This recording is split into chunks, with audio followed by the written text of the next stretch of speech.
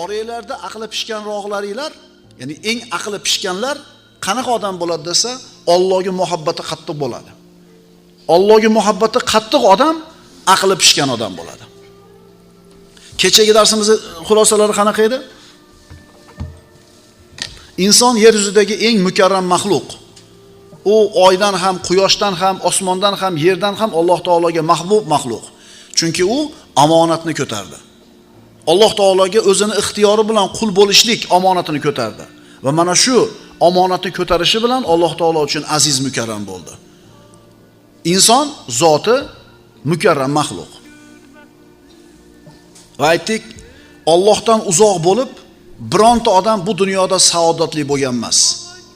Allohdan uzoq bo'lib, bironta odam saodatli bo'lgan emas va saodatli bo'lmaydi ham. Chunki insonning saodati Alloh uni yaratgan islomiy fitratda turishligi bilan bo'ladi. Baliq suvda yayraydi. Suvdan chiqarib uni oltin dusiga qo'yib qo'ying, ipek yostiq dusiga qo'yib qo'ying, unda u rohat olmaydi, o'ladi. U faqat suvda yayraydi. Xuddi shunga o'xshagandek inson bolasining nafsi, inson bolasining borlig'i Allohning manhajida bo'lganda yayraydi. Undan chiqdimi, hayoti shaqovatga to'ladi. Taklifotlar. Alloh azza va jalla siz bilan bizga koinotni berdi. Aqlni o'lchov qilib, tarozi qilib berdi.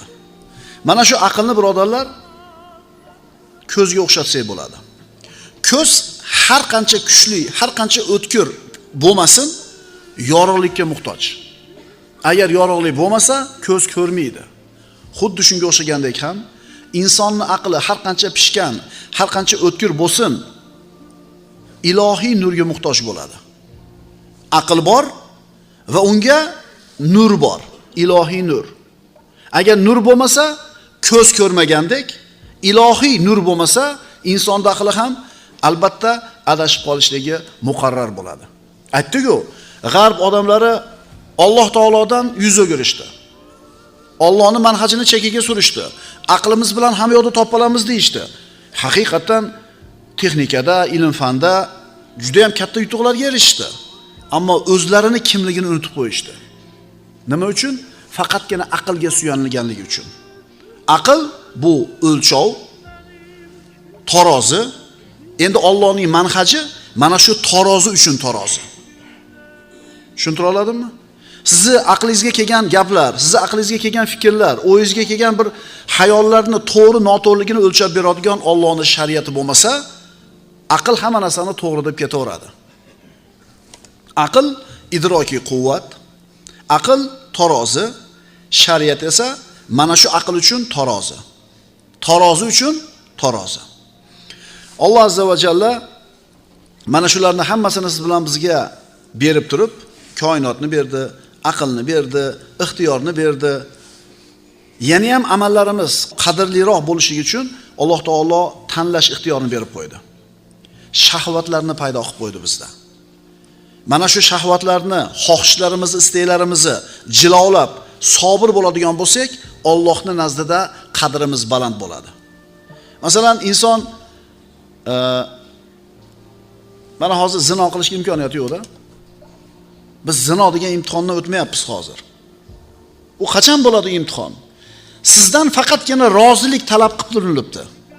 Muannas jinsidagi odam, xotin, gap qisqasi, sizga o'zi moyillik bildirib turibdi. Hamma sharoitlar muhayyo. Sizdan rozilik talab qilindi.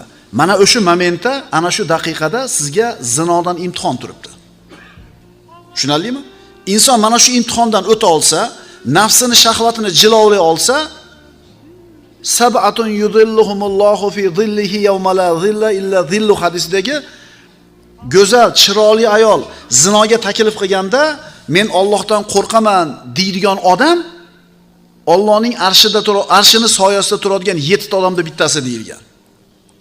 Agar sizga shunaqa zinodan imtihon bo'lganda o'ta olgan bo'lsangiz, umid qiling payg'ambarimizning bashoratidan. Siz bilan bizga mana shu shahvatlarni Alloh paydo qilib qo'ydi.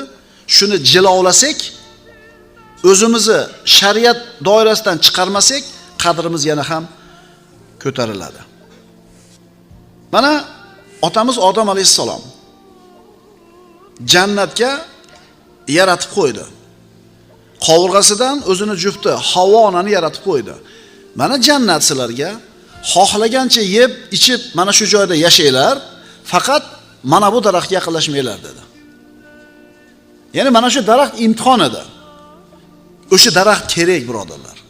Toki Odam alayhisalom ana shu o'zini nafsini jilolab, Allohning manhajida turmasligini nima qilsin? Sinovdan, imtihonidan o'tsin. Agar siz bilan bizga gunoh ma'siyat qilishlikka maylni, ana shu gunoh ma'siyat qilishlikka iqtidorni bermaganida nimadan imtihon topshirardik? Nimadan imtihon topshirar edik? Mana shu shahvatlarni berdi, inson shu shahvatlardan jilolab, imtihondan chiroyli o'tsa darajasi ko'tariladi. Alloh taolo mana bu daraxtga yaqinlashmanglar, mana bu sizlarni dushmanlar shayton bunga quloq solmanglar dedi. Lekin Odam alayhisalom o'sha man qilingan mevani yedi Havvo ona bilan. Endi Alloh taolo nima dedi? Astagfirullah. Qala bito minha jami'a ba'dukum li ba'din adu fa imma ya'tiyannakum minni hudan faman tabi'a hudaya fala yadhillu va la yashqa. Alloh aytdi, undan jannatdan har ikkingiz tushingiz. Ayrimlaringizga dushmandir. Bas sizlarga men tarafdan hidoyat kelganida kim mening hidoyatimga ergashsa yo'ldan ozmas va baxtsiz bo'lmas. Yer yuziga tushdi otamiz Odam alayhisalom. Alloh taolo aytdi, mendan hidoyat keladi. Kim meni hidoyatimni mahkam ushlasa adashmaydi, bir, va baxtsiz bo'lmaydi, ikki. Hidoyatni ushlash, nafsni jilovlash mana shu ikkita narsani bizga ta'minlaydi. Yo'ldan ozmaymiz va baxtsiz bo'lmaymiz.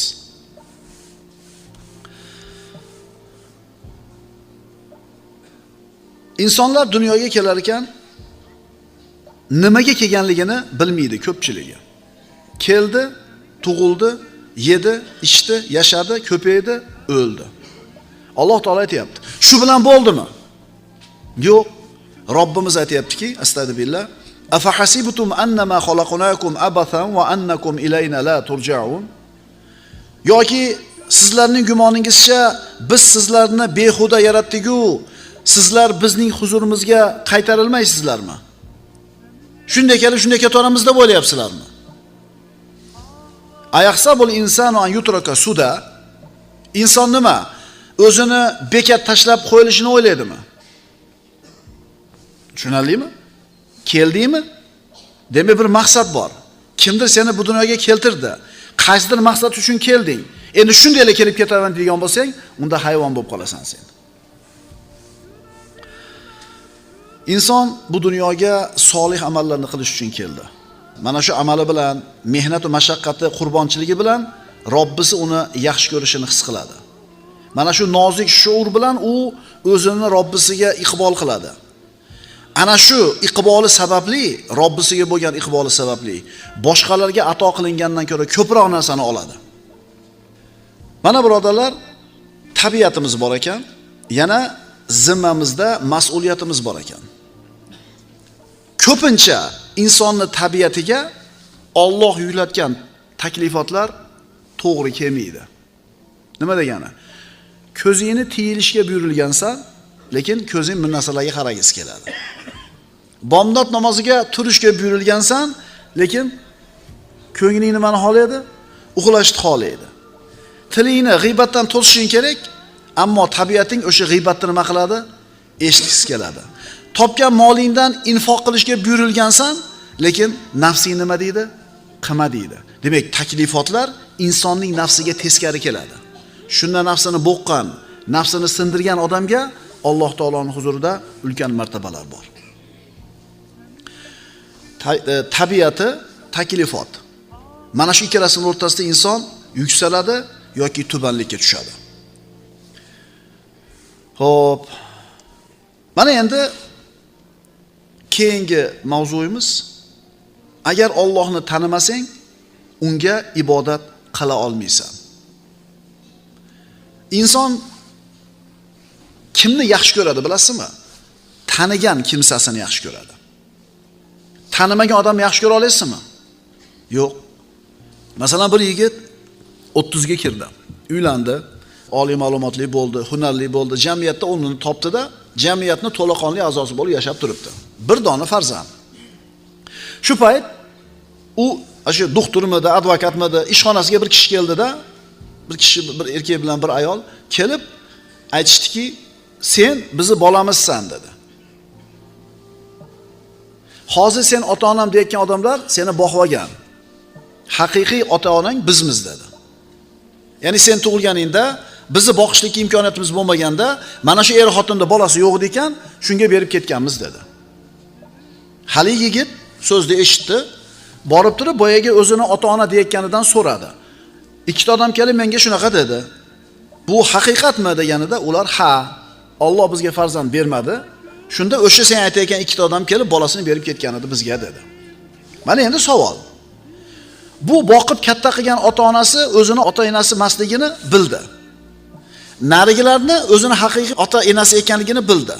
Aytinglarchi, mana bu o'ziniki emas bo'lgan ota-onani yaxshi ko'rib ota-onam deyatuvdi. Shularni tanir edi. Endi darrov yomon ko'rib qoladimi? Narigilar o'zini biologik ota-onasi ekanligini bildi. Darrov yaxshi ko'rib qoladimi? Nima uchun? Chunki nariga o'zini ota-onasini tanimaydi, bu boqib olgan ota-onasini taniydi. Xulosa, inson tanigan kimsasini yaxshi ko'radi. Inson Robbisini tanisa, keyin Robbisini yaxshi ko'radi. Robbisini yaxshi ko'rsa, keyin qulchiligi, Allohga bo'lgan qulchilik unga rohat bag'ishlaydi. Aytdik-ku, mana namozdan huzur olyapmizmi, yo'qmi? Nimaga? Chunki Allohga bo'lgan muhabbatimiz sus. Alloh taoloni tanisak, keyin yaxshi ko'ramiz. Allohni tanisak, yaxshi ko'ramiz. Yaxshi ko'rsak, Allohning ibodati bizga huzur bag'ishlaydi. Demak, Allohni tanishlik kerak ekan. Allohni siz bilan bizga tanitadigan bir nechta yo'l bor. Birinchisi Qur'on. Alloh tarafidan kelgan xitob, Qur'on. O'qiysan, o'rganasan, tafsiridan xabar topasan. Mana shu Qur'on Allohni tanishlik uchun katta eshik bo'ladi. Ilm. Ikkinchi yo'l tafakkur. Osmon yerni yaratilishini qaraysan, yaratilishdagi hikmatni, puxtalikni, ilmni ko'rasan. Bularning bari Alloh taoloning go'zal ism va sifatlarining ko'zgusi ekanini topasan. Uchinchi yo'l bu Alloh taoloning fe'llari. Alloh taoloning qilgan ishiga qara. Kimni aziz qildi, kimni xor qildi. Kimni hayotda saodatli qildi, kimni baxtsiz qildi. Bularning bari Alloh taoloning fe'li. Imom G'azzoliy Allohni tanishlikda odamlarni 3 ga bo'ladi. Allohni taniydigan odamlar 3 xil bo'ladi. Birinchisi, Alloh taoloning mahluqotlarini tanigan inson.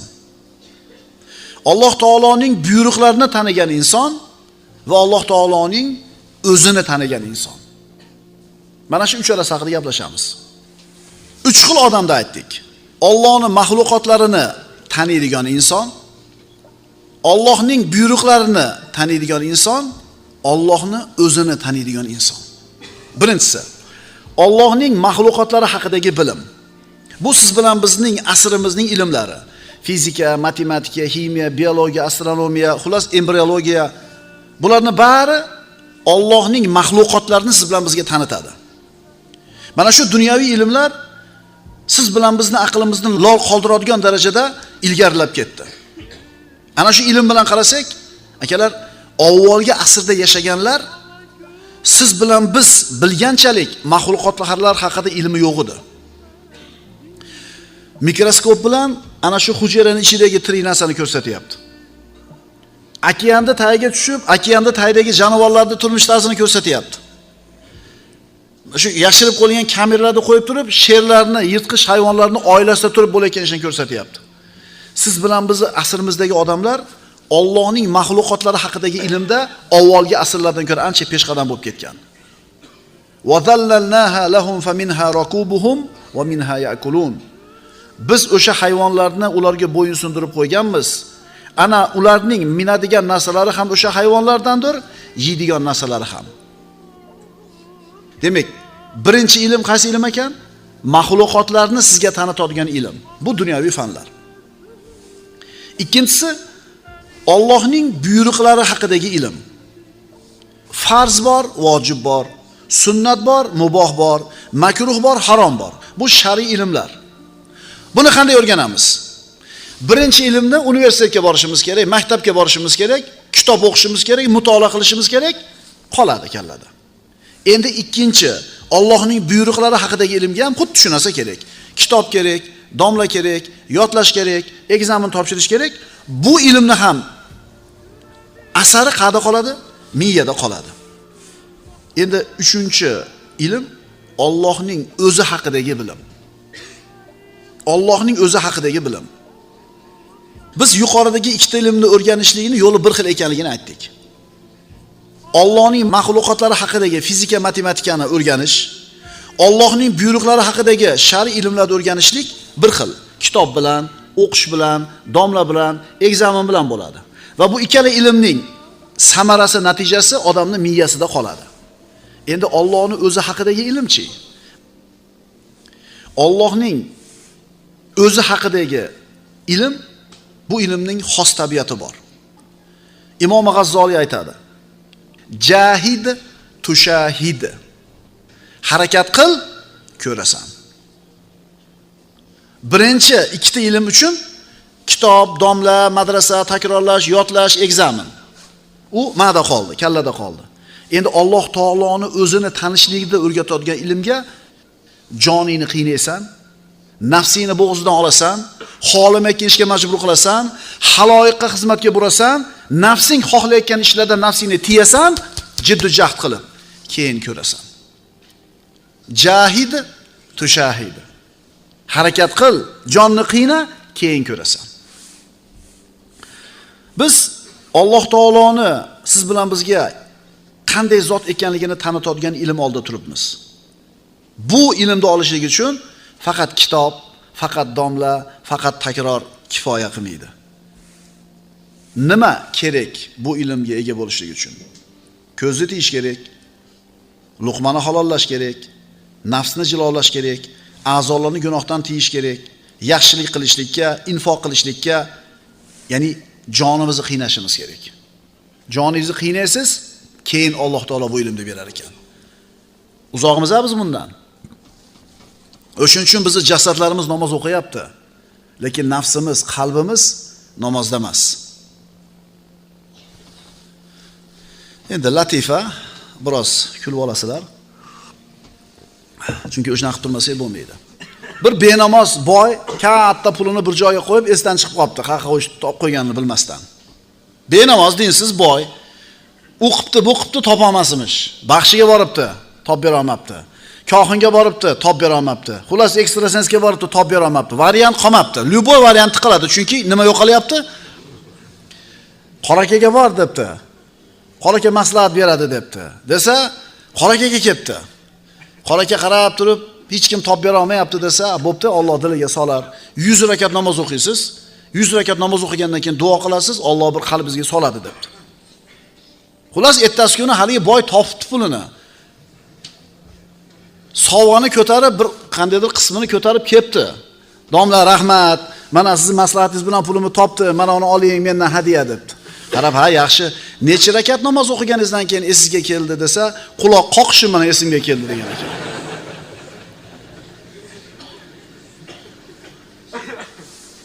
Chunki u namoz o'qishdan maqsadi pulini topish edi. Qoraka aytgan ekan, ha, o'zim aytuvdim, shayton senga bir rakat ham namoz o'qitmaydi deb. Xo'p, namozga keldik. Nima uchun? So'raylar o'zingizlardan. Janamozga turdingiz nima uchun? Alloh farz qilgan, o'qimasam do'zaxga kiraman deb keldingiz. Bu bitta variant, qulning ibodati. Yoki ikkinchi variant, men namoz o'qisam Alloh menga jannatni beradi deysiz. Bu savdogarning varianti. Ibodat 3 xilda, qulning ibodati bor, savdogarning ibodati bor. Jazodan qo'rqib turib qilingan ibodat, xuddi qul saydidan qo'rqib xizmat qilgandek. Do'zaxdan qo'rqib qilingan ibodat qulning ibodati. Jannatdan umid qilib qilingan ibodat savdogarning ibodati. Endi uchinchisi oshiqning ibodati. Oshiq Oshiq Allohni taniganligi uchun mukofot. Allohni taniganligi, unga qulchilik qilishlikka Alloh hidoyat imkoniyat berganligi o'zi mukofot. O'shuning uchun namozi mukofoti uchun. Mana endi jay namozga masjidga kelayotganda nima deb kelyapsiz? Jasadlarimizni tarbiya qildik, alhamdulillah. Sunnatda amal tatbiq qilyapmiz. Roza tutyapmiz, namoz o'qiyapmiz, ko'zimizni tiyapmiz, ammo nafs tarbiyasi, qalb tarbiyasi haqida hali gaplashmayapmiz. Tasavvuf ilmi haqida gaplashmayapmiz. O'shuning uchun Abu Hanifa Nu'man ibn Sobit bir kecha turib namozni, bir kechani o'sha bitta tahorat bilan o'tkazib yuborardi uxlamasdan. Chunki kechasi namoz o'qishlik bu kishilarga mehnat, mashaqqat emas edi, ularga huzur, halovat edi. O'shuning uchun ularning tomonlari yorilib ketish uchun namozda turganligi kitoblarda yozilgan. Nafs tarbiyasida, jonimizni tarbiyasida, qalbimizni tarbiyasida biz hali ancha orqadamiz, birodarlar. Bandaning Robbisi bilan bo'lgan aloqasi. Qod aflaha man zakkaha. Dar haqiqat uni nafsini poklagan najot topdi. Nafsini poklagan odam najot topdi. Shu dunyoda ham, oxiratda ham. Nimadan najot topdi? Siqilishdan, g'am qayg'udan, qo'rquv xavotirdan najot topdi. Chunki qalbini poklagan odamni Alloh taolo mukofotlaydi. Uni qalbiga sakinatni tushirib qo'yadi. Bir mo'min odam bor, yolg'on gapiradi. Gunohlarga yengil qaraydi. Ancha-muncha gunohlarni qilib yuradi. Bunaqa ahvolida u bilan Robbisining o'rtasida aloqa paydo bo'lmaydi. Ana shu aloqa paydo bo'lmasa ekan, bu odam dindan ko'zlangan samarani ola olmaydi. Bu odam uchun din harakatlar yig'indisi bo'lib qoladi. Namoz marosim, yotib turish. Roza marosim, yemay ichmay qo'yish. Zakot, haj, pul sarflab birga borib kelish marosim. O'rgangan ilmi prosta informatsiya bo'lib qoladi. Mana shu narsa bo'ladigan bo'lsa, inson malollanadi. Shu malollanishni his qilganmisizlar o'zingizlarda? Qandaydir zerikishda, doim 5 mahal namoz, doim zikr, doim Ramazon, doim taravih. Mana shu zerikishlik yaxshilikning alomati emas. Banda jahid tushahid. Joningni qiyna, nafsini jilovla, nafsini xohishiga teskari ish qil, ko'rasan. Shunda Alloh taolo qalbingga nur solganini ko'rasan. Agar mana shu aloqa tikkalanmasa banda bilan Allohning o'rtasida, qilayotgan amallari bor yo'g'i marosim bo'lib qoladi xolos. Demak, nafs tarbiyasi hali yo'q. Hali haromdan nafsini tiygani yo'q. Allohga muhabbati yo'q. Shuning uchun Alloh taolo munofiqlarni shunday sifatlaydi. Astagfirullah. Va idza qamu ila solati qamu kusala yurauna an-nasa va la yadhkuruna Alloha illa qalila. Munofiqlar Allohni aldamoqchi bo'ladilar. Qachon namozga tursalar, dangasalik bilan xo'ja ko'rsinga turadilar va Allohni kamdan kam yodga oladilar. Qarang, munofiqlar ham namoz o'qigan.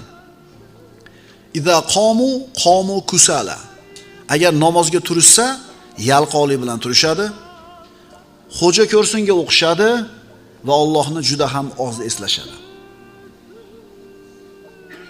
Tushundinglarmi? Bizga aloqasi yo'qmi? Shaqdan turamizmi namozga? Yo masjidga chiqqanda sunnat o'qib qo'yib turib, uyda sunnat tark qilib qo'yapmizmi? Allohni zikr qilish faqat masjidda elami? Munofiq namoz o'qiyapti. Munofiq Allohni zikr qilyapti, lekin buni namozi bilan zikrni Alloh taolo qanaqa ekanligini aytib qo'yapti. Bandani o'zining Robbisi bilan aloqasini bog'lashi abadiy saodat bo'ladi. Dunyo hayotining eng pishgan, yetilgan mevasi bo'ladi. Dunyoni hamma ikki-chikiridan, g'alva-g'ishavasidan zerikkaningdan keyin, to'yganingdan keyin g'am qayg'ularidan nafsingga xotirjamlik keladi. Alloh seni yaxshi ko'rishini his qilasan. Alloh sendan rozi bo'layotganligini bilasan. Nafsing yuksaladi, qalbing tozalanadi. Birovga hasading yo'q. Birov bilan urushmaysan, talashmaysan, g'iybat shikoyatga o'rin yo'q, ikkiyuzlamachilik yo'q, xiyonat yo'q, yolg'on yo'q, gina kudurat yo'q. Pokiza qalbing. Payg'ambarimiz sollallohu alayhi vasallam kunlarda birida sahobalar bilan o'tirganlarida hozir sizlarning oldinglarga jannat ahlidan bo'lgan bir kishi kirib keladi dedilar. Mashhur qissa. Qarab turishuvdi, soch soqolidan shu suvni tomchilari oqqan tahorat qilib bir odam kirib keldi. Ansorlardan. U ashara-i mubashshara emas, ulug' sahobalardan emas, oddiy bitta sahoba. Ertasi kuni Rasululloh shu so'zini qaytardilar. Yana shu odam kirib keldi. 3-chi kun ham shunday bo'ldi. Abdulloh ibn Amr ibn Los uyiga borib 3 kun mehmon bo'ladi. 3 kun mehmon bo'ladi. Qarasa hamma qatori, ba'zi kechalari tahajjud o'qiydi, ba'zida o'qimaydi, hamma qatori. Shunda xayr ma'zirni qilib chiqib ketayotib turib shuni so'raydi. Rasululloh 3 kun hozir sizlarning oldinglarga jannat ahlidan bo'lgan bir kishi kirib keladi dedilar. 3 marta siz kirib keldingiz. Nima amalingiz bor? Nima amalingiz bor desa, hech qanaqa amalim yo'q. Siz ko'rgandan boshqa. Ha, xo'p deb ketayotganda to'xtang dedi. To'xtang birodar. Bitta narsa bor dedi. Men tong ottirar ekanman, kech kirgizar ekanman, bironta mo'minga nisbatan qalbimda gina kuduratim yo'q dedi. Qalbni musulmonlarga nisbatan musaffo bo'lishligi, umuman insonning qalbini toza bo'lishligi jannatiy bo'lishligiga kifoya qilyapti. Bizda shu qalb bormi, yo'qmi? Biror marta totib ko'rganmisiz mana shu qalbni musaffoligi qanaqa bo'lishini? Jahid tushahid. Harakat qil. Jonni qiyna, nafsga yoqmaydigan ishlarni majbur qilib qil. Ko'rasan. Agar zehn zakovatingiz o'rnida bo'lsa, Allohning buyruqlarini o'qib o'rganishingiz mumkin. Agar xotirangiz mustahkam bo'lsa, dunyoviy ilmlarni o'qib o'rganishingiz mumkin. Ammo Robbingiz sizga qalbingizga nazar solishini xohlasangiz, qalbingizga o'zini nurini kiritishini xohlasangiz, o'qish, takrorlash, yodlashni o'zi yetmaydi. Bu martabaga faqatgina mustaqim bo'lsangiz yetasiz. Aqulu qawli hada va astagfirulloh li va lakum. Assalomu alaykum va rahmatullohi. Assalomu alaykum va rahmatulloh. Allohga maqtovlar bo'lsin. Allohning izni bilan bir necha kunlar oldin akamizni qayta chiqaryapmiz. Inshaalloh bunga befarq bo'lmagan aka-ukalarimiz tomonidan alhamdulillah omonatlar kelib, mana bizga to'plangan 116 ming puldi. Keyingi videodan tushgan pul 116 ming so'm pulni mana inshaalloh topshiryapmiz. Mana Qorasuvdagi aka-ukalarimiz tarafidan 100 ming so'm. Alhamdulillah, Alloh taolo rozi bo'lsin sizlar qilingan ehsonlardan har biringizga Alloh taolo o'zi ajrlagan bo'lsin. Shunday bemorlarimizga, qancha yetim yesirlarga befarq bo'lmayapsizlar. Agarda yordam beruvchilar bo'lsa, mana yordam to'xtaga yo'q. Akamizning holati yanada og'ir. Bilasizlar, bu o'zlarining uylari emas. Sotay desan hech narsasi yo'q. Bir yo'lni bo'yida mana Jallovot bilan O'shbishga yo'lini bo'yidagi uyda yashashadi. Shunga ham befarq bo'lmaysizlar degan umiddamiz, hurmatli jamoat. Qo'ldan kelgancha shu videoga befarq bo'lmanglar. Yana mana nomerlarni qo'yib ketamiz yoki ma'lumot uchun 704 bilan 79 74 79 telefon nomerimizda. Alloh rozi bo'lsin. Sizday mana Urfadagilar, bizni ko'rib turganlar qancha bemorlarga, muhtojlarga befarq bo'lmayapsizlar.